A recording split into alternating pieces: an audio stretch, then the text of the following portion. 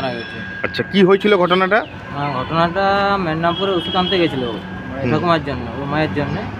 তারপর বর্তমান আসার সময় ওই ঝিটকার কাছে অ্যাক্সিডেন্ট, মানে পুলিশ যা আমাদেরকে বললো যে অ্যাক্সিডেন্ট হয়েছে, গাছে ধাক্কা মেরেছে। আমরা তাই শুনলাম, ঠিক আছে। এসে দেখছি যে স্পট। আচ্ছা, অ্যাক্সিডেন্টটা কখন হয়েছিল? অ্যাক্সিডেন্টটা ওনারা বললো আমাদেরকে 4:30টার সময়। আচ্ছা, এবং আপনারা হাসপাতালে কখন যান? হাসপাতালে 7টার দিকে এসেছি। আচ্ছা, কোন হাসপাতালে গেছিলেন? লালগড়ে। আচ্ছা, তখন গিয়ে করে কি দেখলেন? লালগড়ে দিয়ে দেখলাম তখন তো বডি গাড়িতে রাখা ছিল।